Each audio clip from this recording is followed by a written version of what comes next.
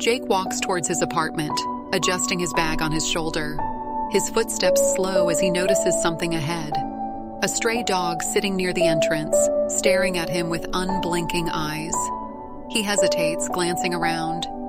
The street is empty, silent except for the occasional car in the distance. The dog doesn't move, doesn't beg, doesn't wag its tail. It just watches him. Jake exhales, shaking his head. "Not tonight, buddy," he mutters, stepping past it. As soon as he reaches for his door handle, a sharp bark cuts through the quiet. Jake jumps, turning to look at the dog. It's now standing, its ears pricked, eyes locked onto him. Another bark, louder this time, urgent. Jake frowns.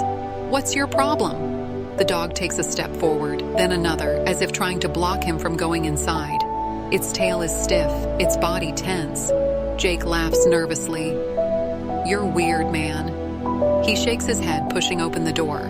Just as he steps in, the dog lets out a low, warning growl. The sound sends a strange chill down Jake's spine. He pauses, glancing back at it one last time before shutting the door behind him. The dog stays outside, staring at the closed door. Its ears twitch at a faint noise from the shadows of the street. It lowers its head slightly, watching, waiting. Morning light filters through Jake's window as he grabs his keys and steps outside. His movements slow when he sees the stray dog sitting in the same spot, watching him. He exhales, shaking his head. "You're still here?" The dog stands as soon as he does, tail low, gaze intense. Jake ignores it and walks down the sidewalk. The dog follows. At the coffee shop, Jake stands in line, scrolling through his phone. A man in a dark hoodie walks past him. Instantly, the dog growls. Jake glances down. The dog's body is rigid, eyes locked onto the man, fur bristling. Jake frowns. "Relax." The man disappears around the corner. The dog finally sits, but keeps looking in the same direction. Later, Jake crosses the street to his office building. The dog is still behind him, keeping its distance. He turns abruptly.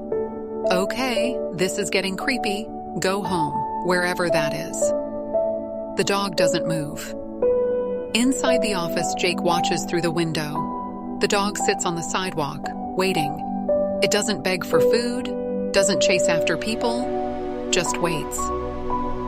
By lunchtime, Jake is walking through a crowded area when a woman trips, dropping her purse. The dog suddenly darts forward, barking wildly. Coins and papers scatter everywhere. People turn,